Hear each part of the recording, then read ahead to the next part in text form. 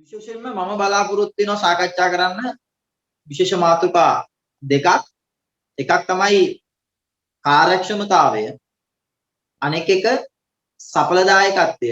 ඒ වගේම ඒ ආදේක බැඳුණු නැත්නම් ඒ කරුණු දෙකත් එක්ක සම්බන්ධ වුණු ඵලදායීතාවයේ මාතෘකාවත් විශේෂයෙන්ම වැදගත්. කාර්යක්ෂමතාවය. දැන් අපි කාර්යක්ෂමතාවය මනාව තේරුම් ගන්න ඕන කාරණා. මොකද්ද මේ කාර්යක්ෂමතාවය කියන්නේ? කාර්යක්ෂමතාවය කොච්චර වැදගත්ද? ඒ වගේම මේ කාර්යක්ෂමතාවය කියන වචනේ පුතේ අපි ව්‍යාපාර අධ්‍යයනය පිළිතුරු ලිවීමේදී වැඩි වශයෙන් යොදා ගන්නා වචනයක් තමයි කාර්යක්ෂමතාව. විශේෂයෙන්ම කළමනාකරණය ප්‍රශ්න පත්‍රයේ උත්තර ලියද්දී මේ කාර්යක්ෂමතාවය කියන වචනේ අපි යොදා ගන්න වාර ගන්න ඉතාමත් වැඩි. ඒ කියන්නේ මේක උත්තරයක් විදිහට අපි යොදා ගන්නවා මේ වචනය කාර්යක්ෂමතාවය කියන තැන. හරි ගොඩක් ප්‍රශ්න වලට අපි උත්තර ලියද්දී මේක අපි යොදා ගන්නවා. ඒතර මේ කාර්යක්ෂමතාවය කියන වචනේ පිළිබඳව ඔයාලට අවබෝධයක් තියෙනවා කියන කාරණේ මම කියන්නේ. ඒ කියන්නේ වැදගත්. අපි හිතමු කමිසයක් මාන තැනක අන්න කමිසයක් මාන. පිරිමිලා දරුවෙක්ගේ නැත්නම් පිරිමි තරුණියෙක්ගේ කමිසයක් මාන්නයි මේ හදන්නේ ටේලර් මාත්නේ.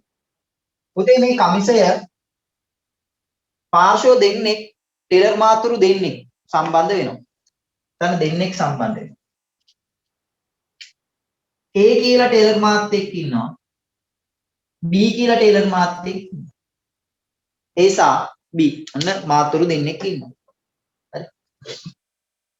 ඒට මේ කමිසේ මාන්න යනවා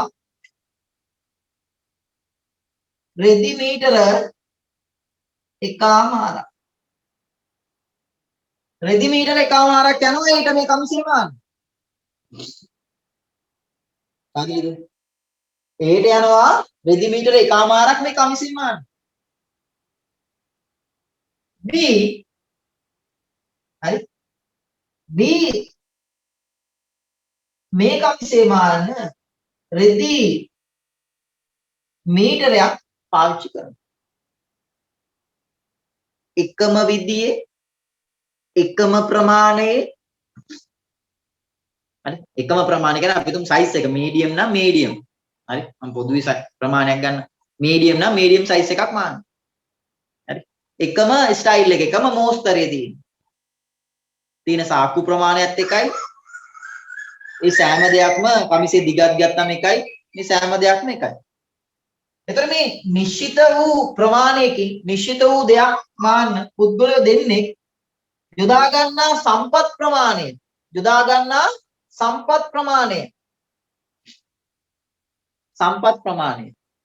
එක්කෙනෙක්ගේ වැඩි එක්කෙනෙක්ගේ අඩු. දැන් මම අහනවා දරුවන්ගෙන් ප්‍රශ්නයක්. දරුවෝ මේ කමිසය මැසීමේදී වඩා කාර්යක්ෂම කවුද? Aද Bද? වඩා කාර්යක්ෂම වෙන්න පුතේ මෙයාගේ කාර්යක්ෂමතාවය වැඩි. එහෙනම් ඔයාට A ගැන මොනවද කියන්න පුළුවන්? B කාර්යක්ෂමයි නම් A ගැන මොනවද කියන්න පුළුවන්? A අකාර්යක්ෂමයි නේද? ඔව් A අකාර්යක්ෂමයි. අන්න හරි. දැන් මෙයා කාර්යක්ෂමයි නම් සර් A අකාර්යක්ෂමයි නේ. ඔව් මෙයා අකාර්යක්ෂමයි. එහෙනම් A අකාර්යක්ෂමයි. හැබැයි අපි A අකාර්යක්ෂමයි කියලා කිව්වේ B වගේ කෙනෙක් හිටපු නිසා. B නැත්නම් අපි කොහොමද කියන්නේ A අකාර්යක්ෂමයි කියලා? කියන්න පුළුවන්ද? කියන්න බෑනේ. ඇයි යා විතරයි ඉන්නේ. අපිට එහෙම කියන්න බෑ. හැබැයි අපිට සාපේක්ෂව එකක් තියෙනවා. කවුද? B දිහා බලන්න පුළුවන්. B දිහා බලලා අපි A අකාර්යක්ෂමයි කිව්වේ. B කාර්යක්ෂම නිසා A අකාර්යක්ෂමයි. දැන් ඔයගොල්ලෝ කියන අකාර්යක්ෂමයි කියලා. දැන් ඔන්න අකාර්යක්ෂමයි. ඒ අකාර්යක්ෂමයි. ඇත්ත මම පිළිගන්නවා ඔයගොල්ලෝ පිළිගන්නවා. දැන් අකාර්යක්ෂම වෙන්න දැන් ඔයගොල්ලෝ අකාර්යක්ෂමයි කියලා කියන්න Bට සාපේක්ෂව ඒ අකාර්යක්ෂමයි කියලා කියන්න බලපාපු කාරණේ මොකක්ද? සම්පත් නාස්තිය. අන්නයි. මෙයාගේ සම්පත් නාස්තිය දැක්කද? සම්පත් අර අපි කිව්වේ සම්පත් කියලා වචනයක් ගත්තේ.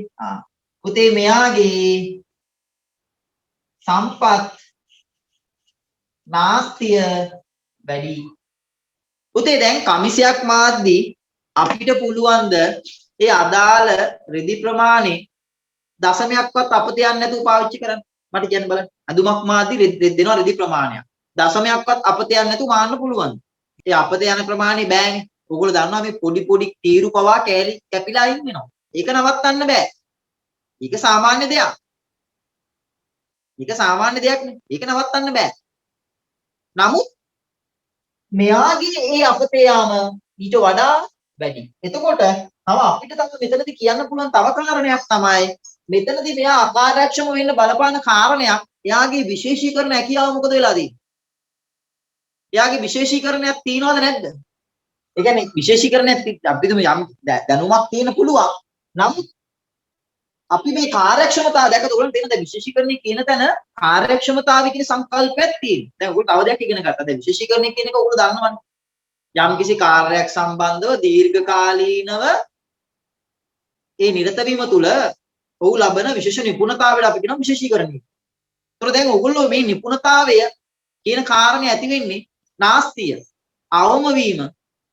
ඒ කියන්නේ කාර්යක්ෂමතාවයේ වැඩිවීමත් එක්ක තමයි විශේෂීකරණය කියන කාරණේ ඇති වෙන්නේ. මේ කාර්යක්ෂමතාවය ඇති වෙන්නේ විශේෂීකරණය කියන කාරණේත් එක්ක. මනා නිපුණතාවයත් එක්ක. දැන් වැඩි පැහැදිලිනේ දැක්කද? වැඩි තේරුණානේ. මේ කාර්යක්ෂමතාවය කියන සංකල්ප විශේෂීකරණ සංකල්පය හරි යදලා. ඒ කියන්නේ අපි කාර්යක්ෂම වෙනවා කියන්නේ අපි යොදා ගන්න සම්පත් ප්‍රමාණය මොනවා වෙනවද? අවම වෙනවා. අවම වෙලා අපිට එකකින් ගන්න පුළුවන් නිමවුමක් අපි උපරිම කරගන්න උත්සාහ කරනවාට අපි කියනවා මොකක් කියලාද පුතේ? එහෙනම් පුතේ අපි ඔන්න එන කාර්යක්ෂමතාවය කියන එක දරුවෝ ඉගෙන ගත්තා මොකක්ද එන? අවම සම්පත් ප්‍රමාණයක් යොදාගෙන උපරිම නිමවුමක් නිෂ්පාදනය කරන්න පුළුවන් නම් නැත්නම් උපරිම නිමවුමක් බී කරන්න පුළුවන් නම් අපි කියන මොකක්ද ඒකද? කාර්යක්ෂමතාවය කියන. අවම සම්පත් ප්‍රමාණයක් යොදාගෙන උපරිම නිමවුමක් බී කිරීම කාර්යක්ෂමතාවය. දැන් දරුවන්ට මම හිතන්නේ මනාව පැහැදිලි නැති මොකද්ද මේ කාර්යක්ෂමතාවය කියන්නේ කියන එක විශේෂයෙන්ම අවම සම්පත් ප්‍රමාණයක්. ඒතර නාස්තිය මොනවා වෙන්න ඕනද? අවම වෙන්න ඕනේ. පිරිවැය දැක මේ කියන කාරණා හරි වැදගත් වෙනවා.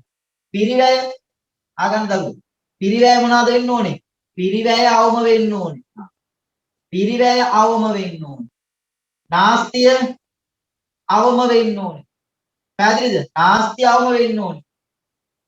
එතකොට අපි අවම සම්පත් ප්‍රමාණයක්, අවම සම්පත් ප්‍රමාණයක්. මොකද පිරිවැය අඩු වෙනවා කියන්නේ, නාස්තිය අඩු වෙනවා කියන්නේ අපි අවම සම්පත් ප්‍රමාණයක් යොදාගෙන උපරිම නිමවුමක් ලබා ගන්නයි උත්සාහ කරන්නේ. පැහැදිලිද? ඒක තේරුම් ගන්න ඕන කාරණේ. ඔන්න එනම් කාර්යක්ෂමතාවය දරුවෝ එනම් වඩාත් හොඳින් තේරුම් ගන්න. එතකොට මේ කල්පනාකරණයේදී මේ කාර්යක්ෂමතාවයයි සඵලදායකත්වයයි පිළිබඳව පීටර් ඩකර් විසින් ඉදිරිපත් කළා. මොකද්ද මේ කාර්යක්ෂමතාවය කියන්නේ? මොකද්ද මේ සඵලදායකත්වය කියන්නේ? එතනදී පුතේ මේ කාර්යක්ෂමතාවය කියලා අදහස් කළේ මොකද්ද නං? කල යුතු දේ නිවැරදිව කිරීම, කල යුතු දේ නිවැරදිව කිරීම, කල යුතු දේ නිවැරදිව කිරීම කියන කාරණය. හරි? කල යුතු දේ නිවැරදිව කිරීම කියන කාරණය. හරි? ඒ කියන්නේ පුතේ doing things right. කල යුතු දේ නිවැරදිව කිරීම කියන කාරණය ඉදිරිපත් කළා කවුද මේ? පීටර් ඩ්‍රකර් විසින්. කාර්යක්ෂමතාවය කියන්නේ මොකද්ද? කල යුතු දේ. කල යුතු දේ. හැබැයි මෙතන නිවැරදි දේ කියන කාරණේ නෙමෙයි ඈ. කල යුතු දේ. මේක අඩුපාඩුවක් තියෙනවා. කල යුතු දේ කියන කාරණේ තුල අඩුපාඩුවක් තියෙනවා. ඒක වැරදි දෙයක් වෙන්නත් පුළුවන්, නිවැරදි දෙයක් වෙන්නත් පුළුවන්. හැබැයි කල යුතු දේ නිවැරදිව කිරීම, නිවැරදි ආකාරයට, නිවැරදි ක්‍රමයට කිරීම කාර්යක්ෂමතාවය. දැන් එනම් අපි අර පළවෙනි දවසේ අපි කල්පනාකරණය පිළිබඳ නිර්වචනයක් ඉගෙන ගත්තා. අපි කල්පනාකරණය පිළිබඳව නිර්වචනයක් ඉගෙන ගත්තා. මොකද මේ නිර්වචනය? නිවැරදි දේ නිවැරදිව කිරීම. නිවැරදි දේ නිවැරදිව කිරීම. හරි. අපි ඉගෙන ගත්ත දරුවෝ කල්පනාකරණයේදී, කල්පනාකරණ ඇඳින්වීමේදී සරල නිර්වචනයක් නිවැරදි දේ නිවැරදිව කිරීම කියන කාරණය. එහෙනම් මට කියන්න එහෙනම් මෙතනදී පුතේ කාර්යක්ෂමතාවය කියලා හඳුන්වන්නේ නිවැරදි දේ කිරීමද නිවැරදිව කිරීමද? එහෙනම් අපි මේ නිවැරදිව කිරීම කියන තැන මම ලියා ගන්නවා දරුවෝ කාර්යක්ෂමතාවය කාර්යක්ෂමතාවය කාර්යක්ෂමතාවය නිවැරදිව කිරීම කාර්යක්ෂමතාවය හරි පැහැදිලිද? කාර්යක්ෂමතාවය නිවැරදිව කිරීම කියන කාර්යය. ඒ කියන්නේ සම්පත් නාස්තිය මොනවා වෙලාද? සම්පත් නාස්තිය අවම වෙලා. හරි? පිරිවැය අවම වෙලා. අවම සම්පත් ප්‍රමාණයකින් උපරිම නිමවුමක් ගන්න උත්සාහ කරනවා. පැහැදිලිද? මේ පීඩ ඩක විසින් ඉදිරිපත් කරනවා. එහෙනම් මොකද්ද මේ කාර්යක්ෂමතාවය කියන්නේ? කළ යුතු දේ නිවැරදිව කිරීම. කළ යුතු දේ නිවැරදිව කිරීම. ඒතර ඒ තුල අදහස් වෙනවා, ගම්ම්‍ය වෙනවා අවම සම්පත් ප්‍රමාණයකින් උපරිම නිමවුමක් ලබා ගැනීම කියන කාරණා. කාර්යක්ෂමතාවය සඵලදායීත්වය කියන කාරණා දෙක බැලුවම මේ කාර්යක්ෂමතාවය ප්‍රමාණාත්මක සාධකයක් කියලා අපි කියනවා. කාර්යක්ෂමතාවයේ ප්‍රමාණාත්මක කාරණයක්. එතකොට අපිට කාර්යක්ෂමතාවයේ මැනීම සඳහා යොදා ගන්න පුළුවන් විචල්යන් තියෙනවා. දැන් ඔය පිරිවැය, ඒ වගේම ලාභය, ඵලදායීතාවය. හරි. මෙන්න මේ වගේ කාරණාවලින් විකුණුම් ප්‍රමාණය හරි අපිට කියන්න පුළුවන් කාර්යක්ෂමතාවය ඒ කියන්නේ ප්‍රමාණාත්මකව අපිට මේ සාධක භාවිතා කරලා කාර්යක්ෂමතාවය මනින්න පුළුවන්. දැන් සේවක සංඛ්‍යාව යොදා ගන්නා සේවක සංඛ්‍යාව 20 සිට 10ට අපි අඩු කරනවා. ප්‍රමාණයක් අඩු වෙලානේ. යොදාගත්ත බේකරි එක යොදාගත්ත පිටි ප්‍රමාණය කිලෝ ප්‍රමාණයකින් අපි අඩු කරනවා. ලාභය ලක්ෂ ගණනකින් වැඩි වෙලා තියෙනවා. හරි ඔයගේ අපිට ප්‍රමාණාත්මක කියනවා. ඒ අනුව රතුපඩ පෑනේ ලියා ගන්න අර කූඹියගේ යටින් කාර්යක්ෂමතාවයේ මැනීමට යොදා ගන්නා නිර්ණායකයන් පිරිවැය ලාභය ඵලදායීතාවය යෙද වූ කාලය ආදායම් හා විකුණුම් ඒ වගේම අපතේ යම් හරි කාර්යක්ෂමතාවය මැනීමට යොදා ගන්නා නිර්ණායකයන් පිරිවැය ලාභය ඵලදායීතාවය යෙද වූ කාලය ආදායම් හා වියදම් අපතේ යම් මේවා තේරුම් ගන්න ඕනේ කාරණා. මේවා අපිට ඉදිරිය තව එකතු වෙනවා දැනුවත් එක්ක තමයි මේවා පෝෂණය වෙන්නේ. හරි? පැහැදිලිද? මේවා දැනට නිකන් පාඩම් කරලා තියාගන්න. කාර්යක්ෂමතාවය මැනීම සඳහා යොදා ගන්නා නිර්ණායකයන්. මේ අතීත ප්‍රශ්නික ආපු කාරණේ. එහෙනම් අපි කාර්යක්ෂමතාවය කියන්නේ මොකද්ද පුතේ? කල යුතු දේ නිවැරදිව කිරීම. හරි? නැත්නම් අවම සම්පත් ප්‍රමාණයකින් උපරිම නිමවුමක් ලබා ගැනීමට කටයුතු කිරීම. අවම සම්පත් ප්‍රමාණයකින්. මම තව උදාහරණයක් කියන්නම්. දැන් සමහරක් දරුවෝ ඉන්න පුතේ ගුරුවරු 10 දෙනෙක් ගාවට විතර යනවා. එකම විෂය ඉගෙන ගන්න. එකවුන්ට්ස් ඉගෙන ගන්න ගුරුවරු 4-5 දෙනෙක් ගාවට යනවා. බලන හැම වෙලාවෙම මේ දරුවෝ පොට්ටියක් උස්සගෙන පන්තිමයි යන්නේ. සාමාන්‍ය භෞතික පන්ති තියෙන කාලේ මම මේ කියන්නේ. හරි. පාර විදිහට වීදම් කරනවා. වීදම් කරනවා. දැන් උදාහරණයක් විදිහට අපි ගත්තොත් එහෙම දැන් එක දරුවෙක් ඉන්නවා අපි හිතමු පුතේ මාලි කියන මාලි රුපියල් මාසෙට රුපියල් 20000ක් විතර යාගේ උපකාරක පන්ති වලට වීදම්. හරි. පැහැදිලිද? හරි සඳහා කියලා ළමෙක් ඉන්නවා අපි නිකන් සඳහා කියලා කියමුකෝ. එයා පුතේ මාසෙට වීදම් කරන්නේ රුපියල් 3000යි. 3000යි. හරි. මෙයාටත් A level වලට A3ක් තියෙනවා. මෙයාටත් තියෙනවා A level වලට A3. හරි. දෙන්නම විශ්වවිද්‍යාලයක්. දෙන්නම එකම විශ්වවිද්‍යාලයක්. දැන් කවුද කාර්යක්ෂම? පුතේ මේ මාලිද සඳාද කාර්යක්ෂම සඳා. හරි. පැහැදිලිද? මොකද මෙයා අඩු වියදමකින් තමයි යාගේ ප්‍රතිඵලය ලබා ගත්තේ.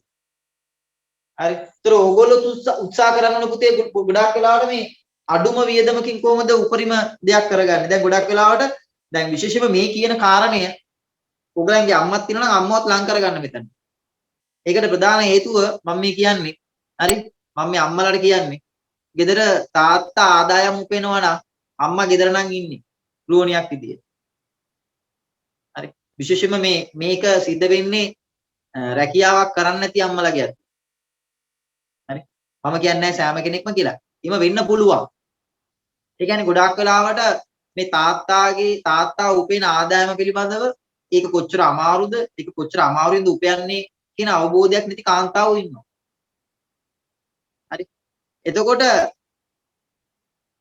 ඒ කාන්තාවන් ගොඩක් වෙලාවට මේ තාත්තාගේ ආදායම අරියන්න වියදම නිර්මාණය කරන්නේ නැහැ.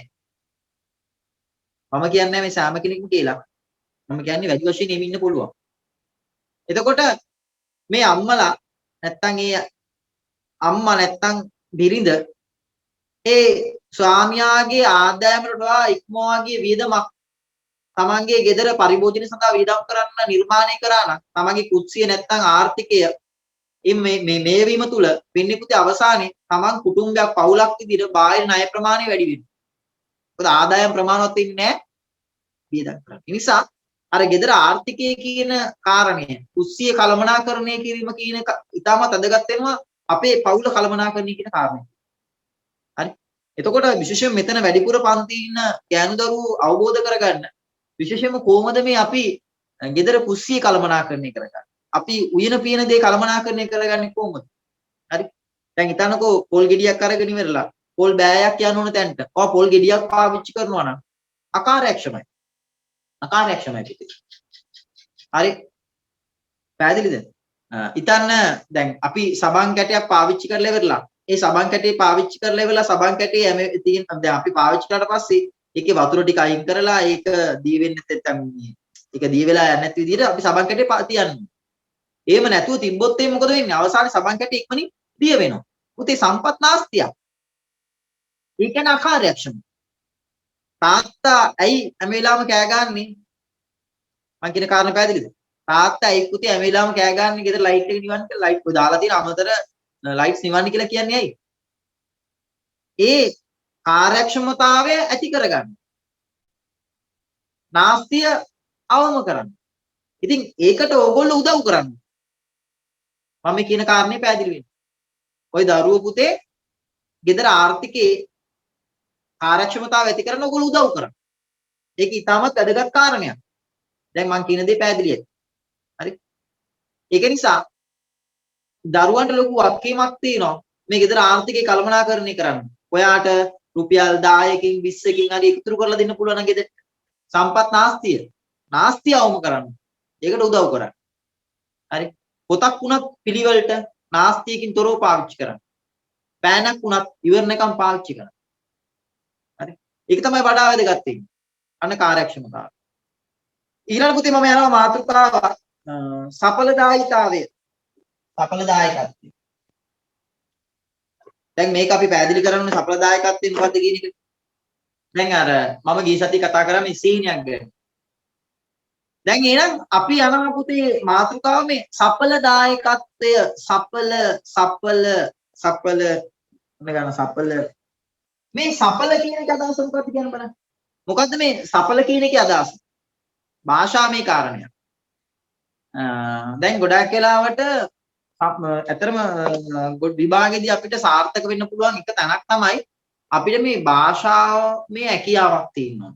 යමක් කියවා තේරුම් ගන්න. ප්‍රශ්න පත්‍රයේදී වායි දැන් විශ්වවිද්‍යාලයට යන දරුවෙක් විදිහට පුතේ ඕගොල්ලෝ එතන සූදානම් වෙන්න. ඒ කියන්නේ මොකක් හරි දෙයක් කිව්වට පස්සේ ඒකේ ඇතරම නියම අර්ථ නිරූපණය මොකක්ද කියන කාරණය. ඒකෙන් ගම්මේ වෙන්නේ මොකක්ද කියන කාරණේ ඔයාට තේරෙන්න ඕනේ.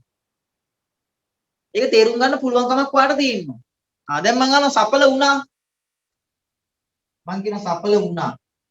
දැන් මොකක්ද කියන්නේ? සඵල වුණා කියන එක අදහස. සාර්ථක වුණා. ඉටු වුණා. නේ? ඇත්ත වුණා. සාර්ථක වුණා. ඒ කියන්නේ මේ දැන් ඔන්න සඵල වුණා කිව්වම හරිද? අපිට සඵල වුණා කිව්වම අපිට නිකන් ලස්සනට මෙන්න මේ වගේ දෙයක් දාන්න පුළුවන් නේද? දාන්න පුළුවන් නේ. සඵල වෙලා මරුනේ. පැහැදිලිද? මරුනේ. අන්න ඒකයි. ඒ කියන්නේ දැන් සඵල වුණා කියන්නේ දැන් උදාහරණයක් මම තව උදාහරණයක් කියන්නම්. දැන් ඔයා විශ්වවිද්‍යාලයකට යන්න බලාපොරොත්තු වෙනවා. දැන් මම අහනවා මෙන්න මේ තව උදාහරණයක් ගන්න. පුතේ මෙතන මේ අපේක්ෂිත කීන වචනේකට අපේක්ෂිත ආකාරයට. ඒක වුණා නම් සඵල. සඵල වුණා. හරි. එතකොට අපි මෙන්න මේම මේ ආනකො. දැන් මෙන්න මේ බලන්න. පුතේ අපි හිතමු හරි සුපුන්. සුපුන්. හරි. පුතේ හරි දාන්න. සුපුන් බලාපොරොත්තු වෙනවා. හරි. සුපුන් බලාපොරොත්තු වෙනවා ජපුර විශ්වවිද්‍යාලයට යන්න. උසස් පෙළෙන් සමත් වෙලා ජපුර විශ්වවිද්‍යාලයට යන සුපුන් බලාපොරොත්තු වෙනවා.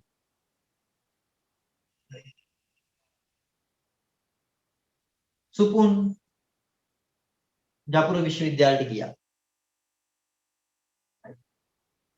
සුපුන් ගියා. හරි. හරිද පුතේ? සනත් බලාපොරොත්තු වෙනවා ජපුර විශ්වවිද්‍යාලයට යන්න. සනත් ගියා කොළඹ විශ්වවිද්‍යාලයට. හරි. පැහැදිලිද? අමාලි බලාපොරොත්තු වුණා ජපුර විශ්වවිද්‍යාලයට යන්න. අමාලට පුළුවන් වුණා කැලණි විශ්වවිද්‍යාලයට යන්න. කැලණි විශ්වවිද්‍යාලයට. ඊළඟට කවුද? අපි හිතමු වසන්ත බලාපොරොත්තු වුණා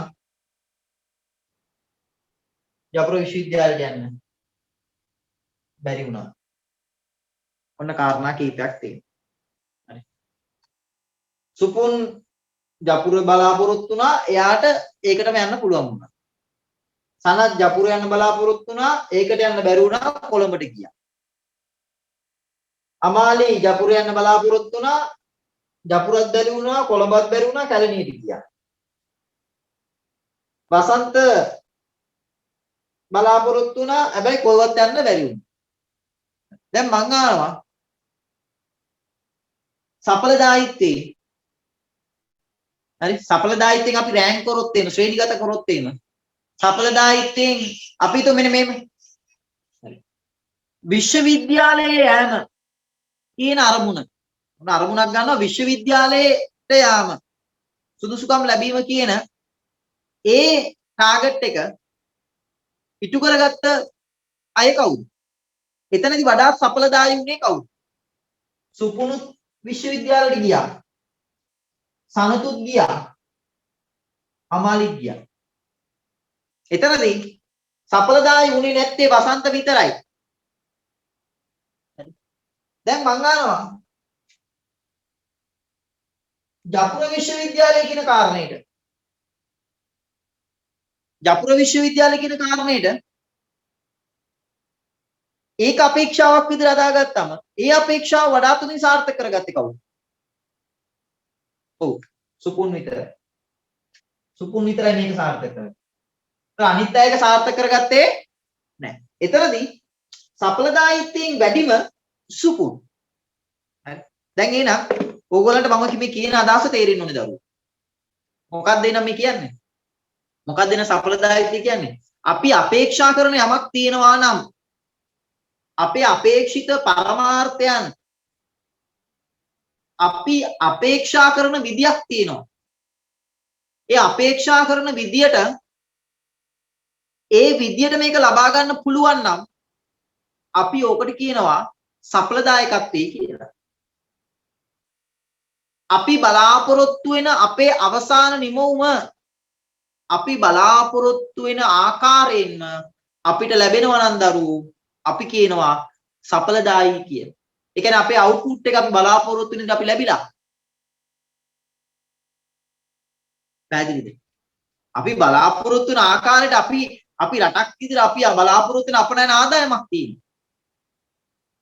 අපි රටක් විදිහට බලාපොරොත්තු වෙන ආර්ථික වර්ධන වේගයක් තියෙනවා. අපි රටක් විදිහට බලාපොරොත්තු වෙන ඒක පුද්ගල ආදායමක් තියෙනවා.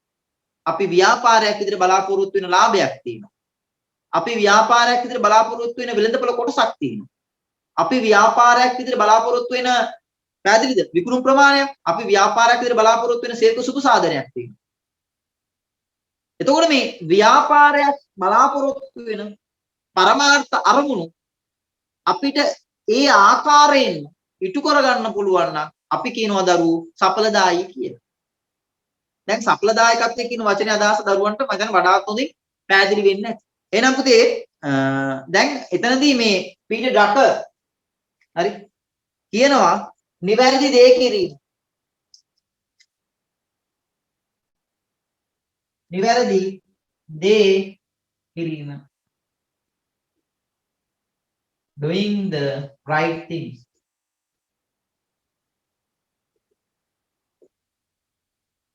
ඒ කියන්නේ නිවැරදි දේ කිරීම කියලා අදහස් කරන්නේ පුතේ දැන් සඵලදායකත්වය තුළ නිවැරදි දේ කිරීම. ඒ කියන්නේ අපි අර නිර්වචනය කරන්නේ නිවැරදි දේ නිවැරදිව කිරීම. එහෙනම් අපිට සඵලදායකත්වය අදාළ වෙන්නේ මෙන්න මේ නිවැරදි දේ. සඵලදායකත්වය. දැක්කද? සඵලදායකත්වය. නිවැරදි දේ කිරීම. සඵලදායකත්වය තුළ අදහස් වෙනවා නිවැරදි දේ කිරීම කියන කාරණේ. දැන් මෙතනදී කළ යුතු දේ මං කිව්වේ වැරදි දේක් තියෙනවා නිවැරදි දේක් තියෙනවා. හැබැයි මේක වඩාත් හොඳින් මෙතනදී පෙන්වා දෙනවා කලමනාකරණය තුල කරන්නේ මොකද්ද? නිවැරදි දේ කිරීම. ඒතර නිවැරදි දේ කිරීම කියලා අදහස් කරන්නේ මොකද්ද නම් සඵලදායකත්වය. ඒතර නිවැරදි දේ නිවැරදිව කිරීම කලමනාකරණය. එහෙනම් කලමනාකරණය තුල කාර්යක්ෂම වූ සඵලදායී වූ ක්‍රියාවලියක් වෙන්නේ. මේ කලමනාකරණය තුල හරි කලමනාකරණය තුල අපි එදා පැහැදිලි කරා කලමනාකරණය කල යුතු දේ හරි කල යුතු දේ. ඒතර මම කිව්වා මේකෙදි කල යුතු දේ කියලා අපි ගන්නෙ මොන දේද? නිවැරදි දේ. කල යුතු දේ කියලා ගන්නෙ මොකද්ද? නිවැරදි දේ. හරි පනාව කියන්නේ නිවැරදිව කිරීම. එහෙනම් නිවැරදි දේ කියලා අදහස් කරන්නේ මොකද්ද පුතේ? නිවැරදි දේ කියලා කියන්නේ මොකද්ද? සඵලදායකත්වය. සඵලදායකත්වය. නිවැරදිව කියන්නේ මොකක්ද එහෙනම්? කාර්යක්ෂමතාවය. දැන් වැඩේ පැහැදිලිද? දැන් තේරුණාද? දරුවන්ට තේරුණාද පුතේ? එහෙනම් පුතේ මම හිතන්නේ වඩාත් ලේසියෙන් ඔයගොල්ලෝ අල්ලගත්තා මේ ක්‍රමය. වැඩි අල්ලගත්තා. හරි? කලබනාකරණය කියන්නේ මොකක්ද එහෙනම්? නිවැරදි දේ නිවැරදිව කිරීම. නැත්තම් කාර්යක්ෂම වූ සඵලදායී වූ ක්‍රියාවලියක්. හරි? කලබනාකරණයේ වේ. උචිත තේරීම. හරි මේක මාර වැදගත් මේ උචිත තේරීම කියන කාරණය. හරි උචිත තේරීම. එතකොට මේ සඵලදායකත්වයේ තුල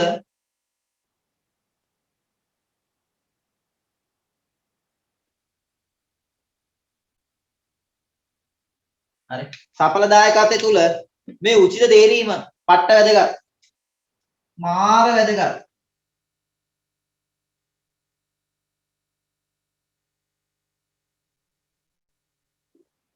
උචිත තේරීම. දැන් අපි තව ඉදිරිය කිව්වා මොකද්ද මේකට? නිවැරදි දේ කිරීම.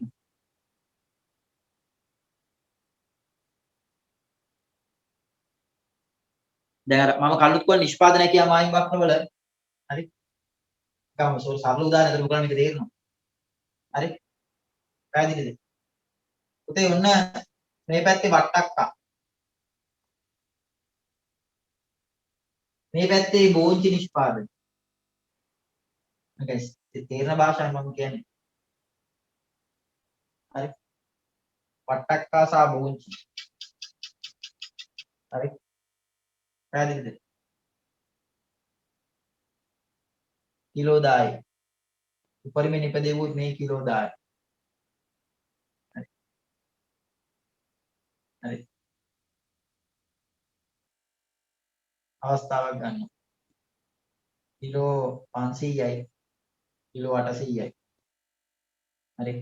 ඔන්න A අවස්ථාව, ඔන්න B අවස්ථාව, ඔන්න C අවස්ථාව. දැන් අපි මේ ආර්ථිකයක් කළමනාකරණය කරද්දී අපි මේ නිෂ්පාදන ලක්ෂයන් වලින් අපි එක ලක්ෂයක් තෝරගන්නවා. හරි. එක ලක්ෂයක් තෝරගන්න එපා. මේ ආර්ථිකයේ තියෙන සම්පත් ටික ඔක්කොම භාවිතා කරොත් අපිට නිපදවන්න පුළුවන් ලක්ෂ 3ක් තියෙනවා. A තියෙනවා, B තියෙනවා, C තියෙනවා. අපි A තෝර ගන්නවද B තෝර ගන්නවද C තෝර ගන්නවද?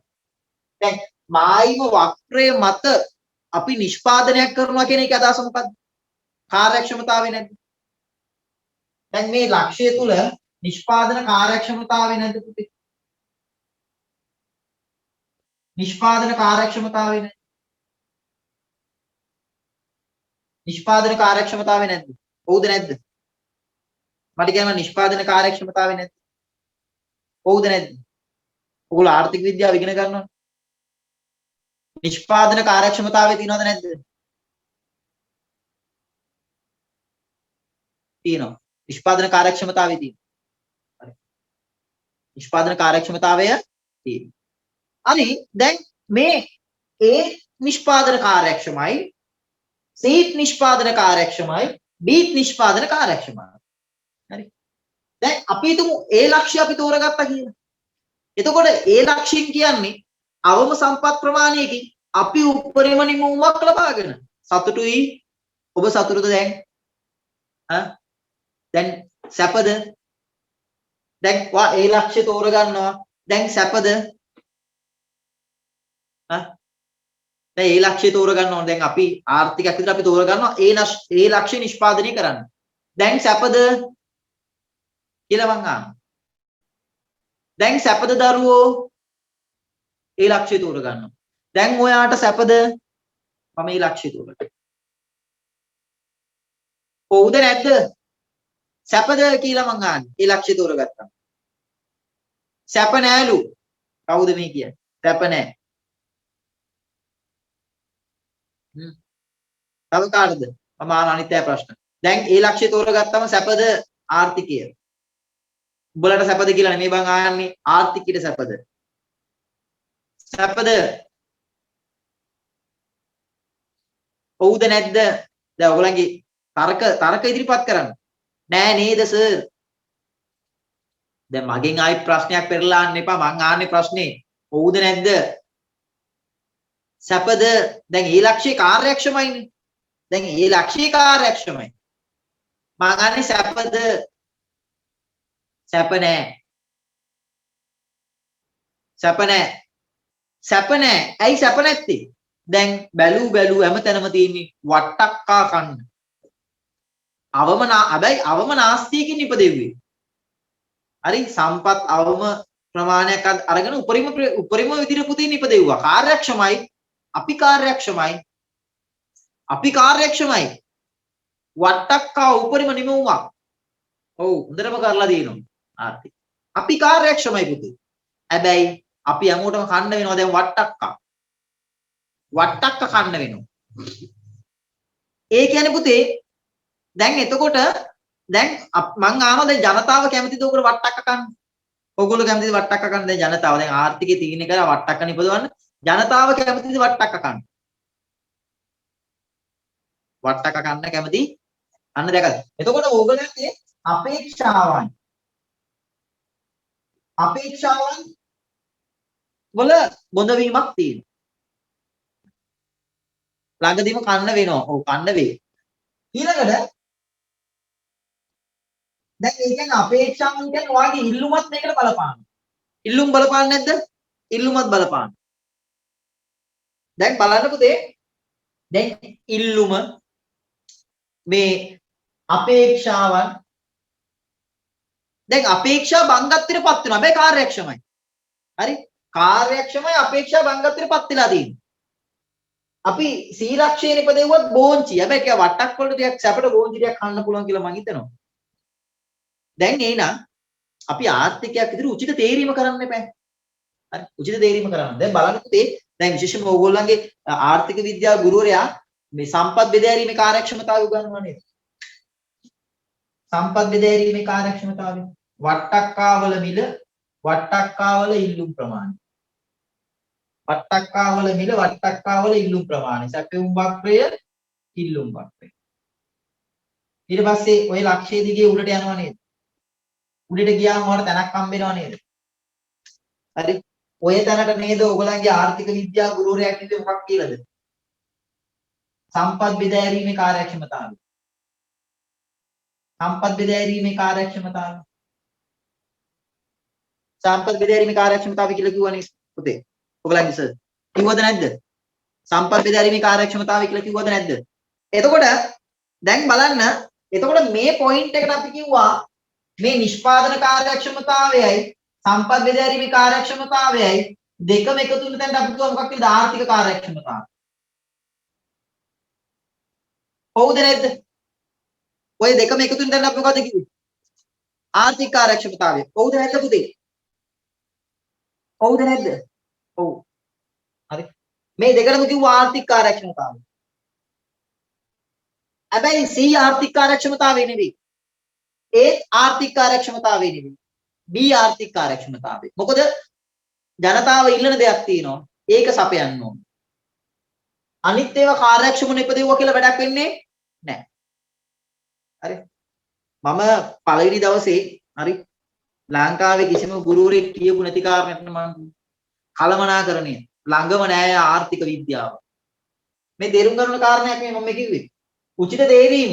එහෙනම් මේ තේරීම B කියන එක අපි කොච්චර වැදගත්ද? එහෙනම් සඵලදායකත්වයට දැන් අපි කිව්වානේ සඵලදායකත්වය කියන්නේ මොකද්ද? අපේක්ෂිත දේවල් අපේක්ෂිත ආකාරයට ඉටු කරගන්න ඕනේ. අපේක්ෂිත දේ අපේක්ෂිත ආකාරයට.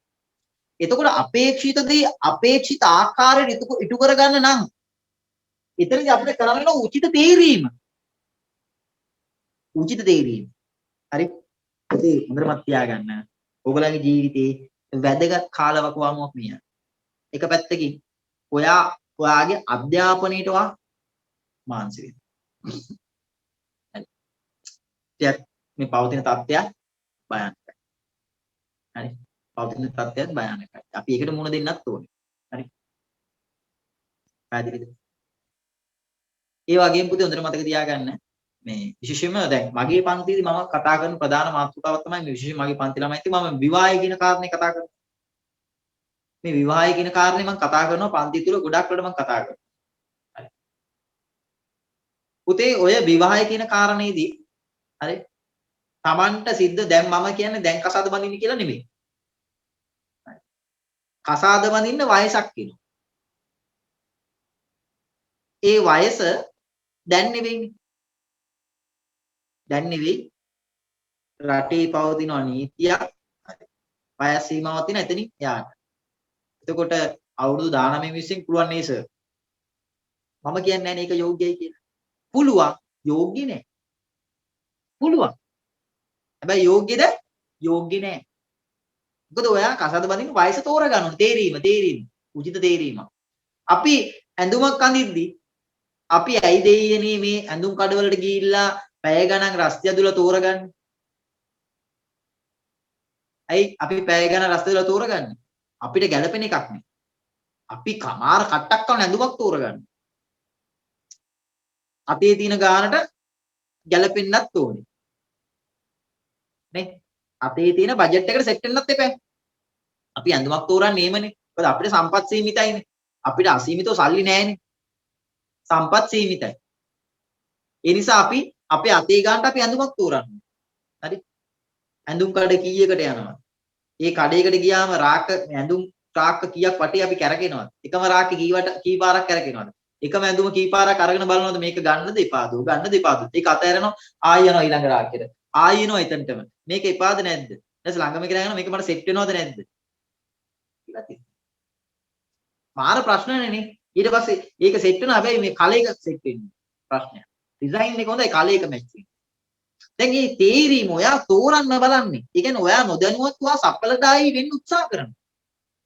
එතකොට මේ ඇඳුමක් තෝරන කෙනා තමන්ගේ රූපෙට, තමන්ගේ වයසට, තමන්ගේ සමාජ තත්ත්වයට ගැලපෙන ඇඳුමක් තෝරන කෙනා කසාදෙදී, විවාහයේදී අසාර්ථක වෙන තැන් තියෙනවා. හරි? අසාර්ථක වෙන තැන් තියෙනවා. ඇඟීම් වලට තමන්ගේ බුද්ධියට ඉඩ දෙන්නේ නැහැ. දෙමව්පියෝ කියන දේ අහන්නේ නැහැ. එහෙම ඉතුවක්කාර වෙනවා. ඒ කියන්නේ කර්මේ පළ දෙනවා. තමන්ගේ කර්මය පළ දෙනවා. ඒ කියන්නේ නරකදී පළ දෙන්න පුළුවන්. ඒක නිසා පුතේ ඔය විවාහය කිය මොකද ගොඩක් වෙලාවට තමන්ගේ උපාධියේ තියෙන වටිනාකම් පවා නැති වෙනවා විවාහය නිසා. තමන්ගේ දක්ෂතාවන් හැකියාවන් පවා නැති වෙනවා විවාහය නිසා. හරි. ඒ නිසා මේ විවාහය කියන කාරණේදී අතිශයින් මොකද අපි විවාහ වෙන්න ඕනේ නියමිත වයසක් තියෙනවා. Tamanට නියමිත හැකියාවක් තියෙන්න ඕනේ. ඒ කියන්නේ Tamanට ආදායමක් උපයන්න හැකියාවක් තියෙන්න ඕනේ. Taman ගොඩනගාගත්ත දෙයක් තියෙන්න ඕනේ. දෙමව්පියන්ට සලකන්න හැකියාව තියෙන්න ඕනේ.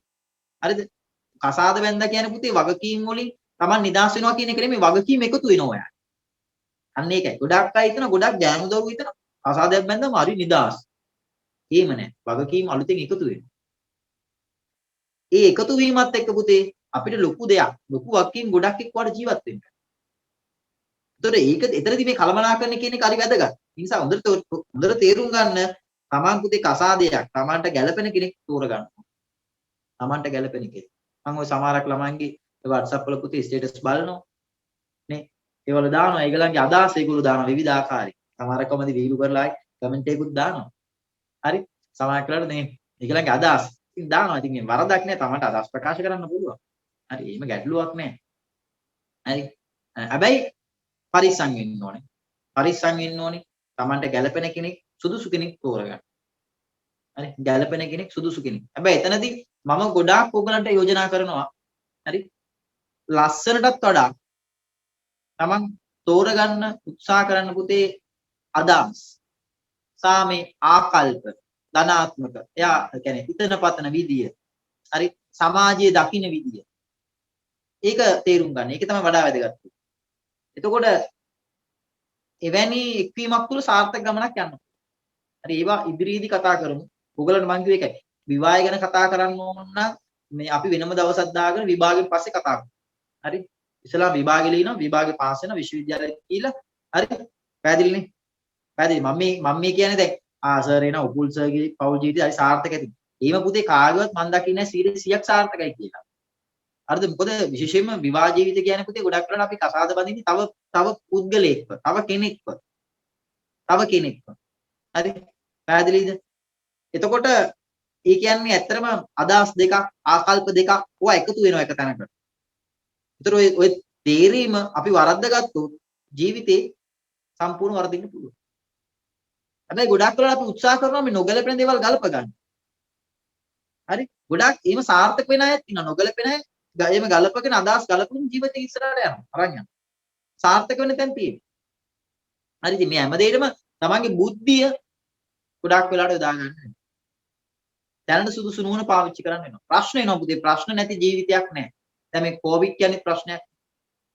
ප්‍රශ්න නැති ජීවිත කොයිද? ඕගලටත් ওই ප්‍රශ්නේ බලපාලා තියෙනවා. ප්‍රශ්නයක් නේ පුතේ. ප්‍රශ්න නැති ජීවිත නැහැනේ. ඉතින් කලමනාකරුවන්ට තමන්ගේ කලමනාකරන වෘත්තිය තුළ ප්‍රශ්න තියෙනවා. ඒ ප්‍රශ්න වලින් ඒ ගැටලු වලට විසඳුම් සෙවීම තමයි කලමනාකරණය බලාපොරොත්තු වෙන්නේ. පැහැදිලිද? මේ උචිත තේරීම කියන කාරණේ කොතරම් වැදගත්ද? පැහැදිලිද? සඵලදායකත්වය. උචිත තේරීම. හරි? පුතාලා බලන්න මේ සඵලදායකත්වයේ පිළිබඳව මේ උචිත තේරීම පිළිබඳව මේ විදිහට විග්‍රහ කරලා තියෙනවද කියලා බලන්න කිසිම ගුරුවරයෙක්. එහෙනම් පුතේ අපි සඵලදායකත්වය කාරණේ මම හිතන්නේ ලිව්වා. හරි? ඒක සඵලදායකත්වයේ අර්ථය නිර්ණායක ලියා ගන්න. නිර්ණායක. ඒ අර්ථය නිර්ණායක ලියා ගන්න. සඵලදායකත්වයේ අර්ථය නිර්ණායක.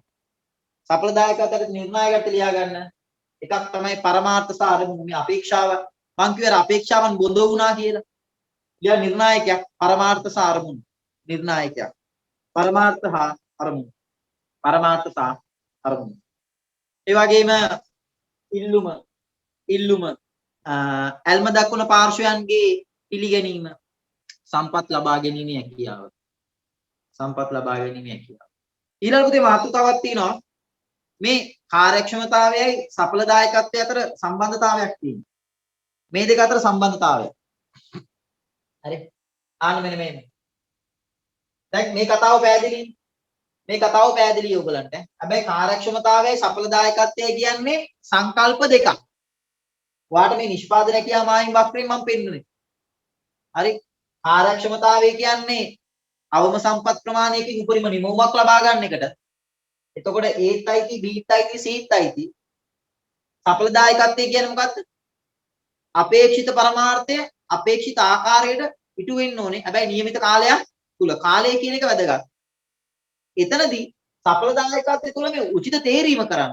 ඒ උචිත තේරීම තුල තමයි අපි අපේක්ෂා කරන බලාපොරොත්තුව අපේක්ෂා කරන ආකාරයට ඉටු කරගන්නේ. මොකද තේරීම වරද්දගත්තොත් පැහැදිලිද? ලැබෙන නිමවුම අපි අපේක්ෂා කරන ආකාරයට ලැබෙන්නේ නැහැ. එතකොට අර ඇල්ම දක්වන පාර්ශවයන්ගේ බලාපොරොත්තු අර ඇල්ම දක්වන පාර්ශව බලාපොරොත්තු වෙන දේවල් තියෙනවනේ. ඒවා ඒ විදිහට ලැබෙන්නේ නැහැ. ඒ නිසා ගැළපෙන දේ තෝරගන්න ඕනේ. ගැළපෙන විකල්පය තෝරගන්න ඕනේ. පැහැදිලිද? මම මේ කියන කාරණා. කරන්නේ කෙසේද?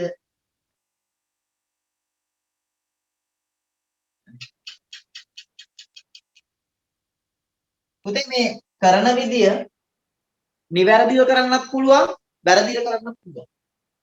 අපි කියනවා නිවැරදි ආකාරයට නිවැරදි ආකාරයට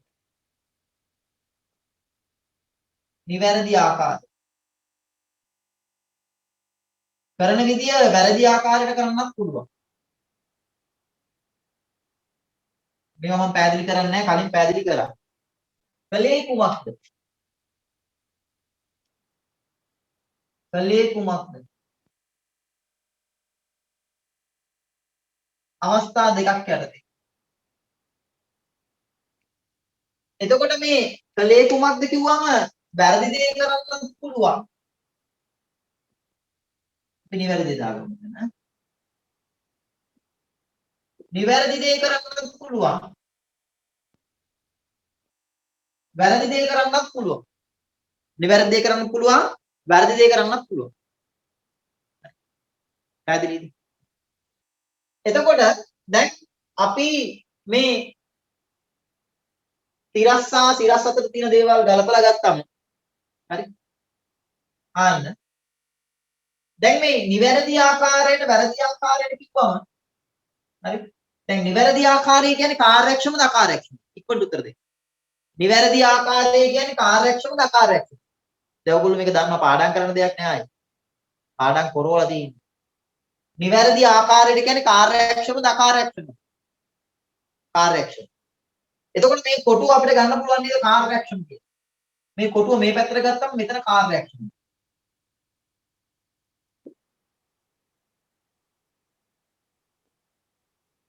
එතකොට මේ පැත්තට ගිහිල්ලා මේ සම්බන්ධය ගත්තම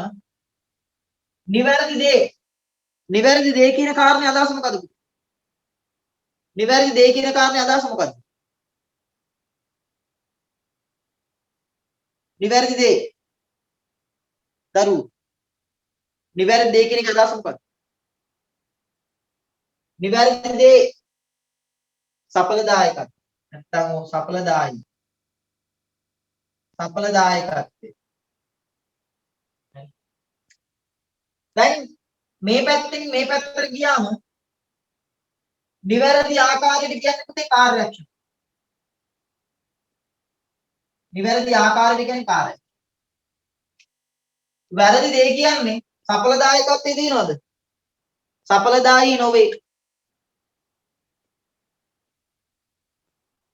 සඵලදායී නොවේ. හැබැයි කාර්යක්ෂමයි. සඵලදායී නෑ. හරි? වැරදි ආකාරයට කියලා අදහස් කරන්නේ අකාර්යක්ෂමයි. අකාර්යක්ෂමයි. හැබැයි වැරදි ආකාරයට කරන්නේ නිවැරදි දෙයක්.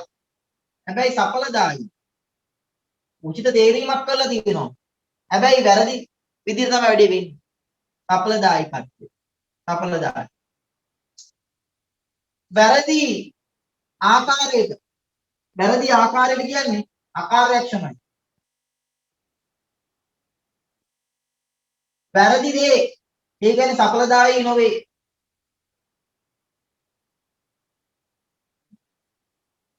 එහෙනම් මම මේ කොටුව අතර නම් කරනවා මේක A කොටුව, මේක B කොටුව, මේක C කොටුව, මේක පිට කොටුව නෙමෙයි පුතේ මේක D කොටුව. හරි? එතකොට එනම් මට කියන්න බලන්න මේ කොටුව අතරේ කාර්යක්ෂමතාවයයි සඵලදායීත්වයකින් යුත් කලමනාකරණය නිවැරදිව සිද්ධ වෙන කොටුව මොකක්ද? ඔව් මෙන්න මෙන්න මේ අවස්ථාව අපිට ගන්න පුළුවන් කාර්යක්ෂම වූ සඵලදායී වූ ක්‍රියාවලියක් තියෙනවා. ඒ කියන්නේ කලමනාකරණයක් තියෙනවා ඒ කොටුවේ. පැහැදිලිද? ඒ කොටුවේ කලමනාකරණයක්. කාර්යක්ෂමතාවයයි සඵලදායීත්වය අතර සම්බන්ධතාවය. නිවැරදිය වැරදිය. නිවැරදි ආකාරයට වැරදි ආකාරයට. පුතේ බලන්න පළවෙනි කොටුව ගත්තම කාර්යක්ෂම හා සඵලදායී වේ. ඊතර රතු පාට පෑනේ ලියා ගන්න. සක්‍රීයතාවයට ගමන් කරයි. ඔයා මේ කොටුව පාට කරගන්න ඕනේ. මොකද විශේෂම නිවැරදි දෙයක් නිවැරදි ආකාරයට කරන්න. ඒ කියන්නේ කලමනාකරණය. ඒ කියන්නේ කලමනාකරණය. ඊළඟ කොටුව ගත්තොත් ඔයාලට පේන ඇති දරුවෝ කාර්යක්ෂම හා සඵලදායී කාර්යක්ෂමයි නමුත් සඵලදායී නොවේ. එතකොට ඒ වගේ ව්‍යාපාරයක් මේ අඩපණ වීම බංකොලොත් වීමට යනවා. නැත්තම් එයාගේ අවසානයේ කරා යනවා. හැබැයි අවසානයේ කරා යන්නේ තෙමින්. ඒකට හේතුව එයා වැරදි දෙයක් කරන්නේ. ඒ කියන්නේ උචිත තේරීම කරලා නැහැ ව්‍යාපාරය. හැබැයි දැනටත් අර පිරිවැය අඩු කරගෙනනේ. ඒක නිසා නාස්තිය අඩු කරගෙනනේ. ඒක නිසා අඩපණ වීම කරා සෙමින් ගමන් කරනවා. පැහැදිලිද? අපි වගේ රාජ්‍යයි අකාර්යක්ෂමයි සඵලදායී. හැබැයි රැඳී සිටින්න පුළුවන් වෙළඳ පොලේ. ඒකට හේතුව නිවැරදි දෙයක් කරන නිසා. හැබැයි නාස්තිය තියෙනවා. ඒ නාස්තිය ආයතනික වශයෙන් අභ්‍යන්තරව ඒගොල්ලෝ වරද්දාගත්ත කාරණයක්. වෙළඳ පොලේ රැඳී සිටින්න පුළුවන්. මොකද නිවැරදි දෙයක් කරන නිසා. මේක තමයි බරපතලම කාරණේ ව්‍යාපාරයකට රටකට පවුලකට ගත්තොත් මේ සෑම දෙයකදීම අපි හරි දෙයක් උචිත තේරීමක් කරන්නේ නැතුව අපි නාස්තිය වැඩිපුර පුතේ කරොත් අපි ඇත්තටම අපේ බංකොලොත් භාවය අපේ අවසානය අපි ඊටමත් වේගෙන් ලං කරගන්න. මේක ටිකක් බරපතල කාරණයක්. පැහැදිලිද? ඒ නිසා අපි ආයතනයක් රටක් පුද්ගලයෙක් පවුලක් විදියට අපි හැම වෙලාවම මේ පළවෙනි කොටුව කාර්යක්ෂම හා සඵලදායී සක්‍රීයතාවයට ගමන් කරන්න පුළුවන් ආකාරය කියන කොටුව අපි තෝරගන්න. ඒ තුල අපි සකස් වෙන්න ඕනේ. අපේ ජීවනචර්යාව, අපේ ක්‍රියාවන් මේ හැම දෙයක්ම පුතේ අපි එතන සකස් කරගන්න. හරි? ඒ නිසා අපි අකාර්යක්ෂම සඵලදායී වුණොත් අපේ අඩපණ වීම, අපේ විනාශය, අපේ ඇත්තටම බංකොලොත් භාවය ඊටමත් වේගෙන් සිද්ධ වෙනවා. ඒක තේරුම් ගන්න. හරි? ඒතකොට අපි මේ රාජ්‍යංශ අකාර්යක්ෂම වීම අපි දකින්න දෙයක් නේ. එතකොට මේක පුතේ රාජ්‍යංශ අකාර්යක්ෂම වීම මේ රටේ ආර්ථිකයට බලපාන. පැහැදිලිද? උචිත තේරීමක් කරන්නේ නැහැ. උදාහරණයක් විදිහට අපි ගත්තොත් එහෙම පාලකයෝ යම්කිසි දැන් පාලන තන්ත්‍රය පිළිබඳව යම් අමාත්‍ය දුර බාර දෙනවා නිලධාරීන් අමාත්‍යවරු ඉන්නවනේ. අපි දකින්නද පුතේ දැන් අපි දකින්න දෙයක් තමයි වර්තමානයේ සෞඛ්‍ය අමාත්‍යාංශය බාර දීලා තියෙන අමාත්‍යවරයා විශේෂ බාර අමාත්‍යවරයා ගත්තම ඒ සම්බන්ධව ගැළපීමක් තියෙනවා. පැහැදිලිද? ඌව තමයි අපිට ඒතර අපිට ඒකත් එක්ක අපිට පේන දෙයක් තමයි මේ කලමනාකරණය. කොවිඩ් අසංගතයේ කලමනාකරණය කිරීම කොච්චර අසාර්ථක වෙලාද කියලා. හරි. ඒතර මේවා සුදුසු පුද්ගලයෝපත් වෙන්න ඕන. කලමනාකරණය. ආයතන එකත් එහෙමයි. ඒ තනතුරට සුදුසු පුද්ගලයාපත් වෙන්න ඕන. මං කිව්වේ කලමනාකරණයේ ප්‍රායෝගිකව අපි භුක්ති විඳින්න පුළුවන් කියලා ඒකනේ පුතේ මං කිව්වේ. කලමනාකරණය කියන විෂය අපිට හොඳින් තේරුම් ගන්න පුළුවන්. එතකොට අපි මේ සඵලදායි උචිත තේරීමක් කළේ නැහැ කියන එක අදහස වෙන්නේ. අපි සුදුසු තැන් වලට ගෙනල්ලා නැහැ. ආයතන එකත් එහෙමයි. තනතුරු දෙන්දී ඒ තනතුරට ගැළපෙන පුද්ගලයාව ඒ සුදුසු පුද්ගලයාව තනතුරටපත් කරන්න. එහෙමපත් කරේ නැති වුණාම අර ආයතනයක අපේක්ෂා කරන බලාපොරොත්තු වෙන පරමාර්ථය අරමුණ ඉටු කරගන්න බැරි වෙනවා. ඒක රටකටත් පොදුයි, ආයතනයකටත් පොදුයි, ගෙදරටත් පොදුයි. සුදුසු තේරීම මම තේරීම කියන කාරණය මාර වැදගත්. අපි සුදුසු තේරීමක් කරන්න කරේ නැති වුණාම ප්‍රශ්න. ඒතර ආයතනයක් බලාපොරොත්තු වෙන්නේ නැහැ පුතේ කඩා වැටීම. ඒතර ආයතන ප්‍රධානී බලාපොරොත්තු වෙනවා යම් තනතුරු වලට නිලධාරීන් පත් කිරීමේදී සුදුසු පුද්ගලයන් ඒ තැනට පත් කරලා එයාගේ බලාපොරොත්තු වෙන නිමවුමක් ලබා ගන්න. මම කියන්නේ හරි වැදගත් කාරණයක්. ඉතින් ලංකාවේ බොහෝ ව්‍යාපාර කඩා වැටෙන හේතුවක් තමයි පුතේ මේ පත් වෙන නිලධාරීන්ගේ තුලින් සිද්ධ වෙන නිමවුම සාර්ථක නැහැ. ඒක රාජ්‍යංශය තුලත් අපි ඒක දකින්නෝනේ. රාජ්‍යංශයේ නිලධාරීන්ගේ නැත්තම් ඉන්න අමාත්‍යවරුන්ගේ අදාළ දෙයක් සිද්ධ වෙන්නේ නැහැ. මම මේ පවතින රජයේ දොස් කියනවා නෙමෙයි. අපේ ලංකාවේ ඉතිහාසයෙන් ධම්ම ගත්ත කාරණයක්. හරි ලංකාවේ සෑම තැනකම ගත්තම ගොඩාක් වල සුදුසු තැන ලැබෙන්නේ නැහැ. ඒ නිසා ගොඩාක් ජනතාව නැත්තම් පුද්ගලයෝ මේ රට අතහැරලා යනවා. ඒතර බුද්ධිගලණය කියන එක සාමාන්‍ය වෙන දෙයක් ලංකාව වගේ රටවල. පැහැදිලි මම කියන කාරණේ. ඉතින් මේ මම කියන කාරණේ තමයි දැන් කළමනාකරණ කියන විෂය කොච්චර වැදගත්ද කියන එක දරුවන්ට තේරෙනවා. ඒක නිසා දරුවෝ අද ඔයගොල්ලෝ ගොඩාක් දේවල් ඉගෙන ගන්න. තේරෙනවද? ඒතර මේ කළමනාකරණ විද්‍යාඥයෝ මේ අදහස් ඉදිරිපත් කළා තියෙන්නේ. ඔවුන් එකතු කරගත දැනුමේ. ඒ නිසා උතර මතක තියාගන්න. මේ එකතු කරගත දැනුම අපි වටිනාකමක් එකතු කරන්නේ. ඒක නිසා මේවා මේ නිෂ්ඵල දේවල් නෙමේ මාර වටින දේවල්. දියුණු වෙන්න පුළුවන් පුතේ අපිට රටක් විදියට පුද්ගලයෙක් විදියට ආයතනයක් විදියට දියුණු වෙන්න පුළුවන්. බැරි කමක් නැහැ. මේවා වගා කරගන්න. මේ දැනුමෙන් අපි පෝෂණය වෙලා ඒවා ප්‍රායෝගිකත්වයට යොදන්න. ඒ දුවම මේක හරි ලස්සනයි. සුන්දරයි කල්පනාකරන විශ්ය. කාටත් නිදාසේ වැඩ කරන්න පුළුවන් පරිසරයක් නිර්මාණය කරගන්න. අපිට අනාගතයේ සුබවාදිය දකින්න. එහෙම නැති වුණාම තමයි ප්‍රශ්න ගොඩට අපිට මුහුණ දෙන්න සිද්ධ වෙන්නේ. එහෙනම් දරුවෝ අද ඔයගොල්ලෝ ගොඩක් දේවල් ඉගෙන ගත්තා. කාර්යක්ෂමතාවයේ සඵලදායකත්වයේ මාතෘකා දෙකක් වුණාට ගොඩාක් දේවල් අපි ඉගෙන ගත්තා. එහෙනම් අවසාන වශයෙන් කියන්න තියෙන්නේ කාර්යක්ෂමතාවය කියන්නේ මොකක්ද එහෙනම්? අවම සම්පත් ප්‍රමාණයකින් උපරිම නිමූමක් ලබා ගැනීම. සම්පත් නාස්තිය අවම වෙන්න ඕනේ. පිරිවැය අවම වෙන්න ඕනේ. සඵලදායකත්වය කියලා අදහස් කරේ උචිත තේරීම, නිවැරදි දේ කිරීම. අපේක්ෂිත පරමාර්ථ අපේක්ෂිත ආකාරයටම ඉටු කර ගැනීම නියමිත කාලයක් තුල සඵලදායකත්වය. කළමනාකරණය තුල කාර්යක්ෂමතාවයයි සඵලදායකත්වයයි අංග දෙකම සමන්විත වෙන්න ඕනේ. ඒ කියන්නේ නිවැරදි දේ නිවැරදිව කිරීම. නිවැරදි දේ සඵලදායකත්වය, නිවැරදිව කිරීම කාර්යක්ෂමතාවය. එහෙනම් කළමනාකරණය තුල කාර්යක්ෂම වූ සඵලදායී වූ ක්‍රියාවලියක් අන්තර්ගත වෙන්න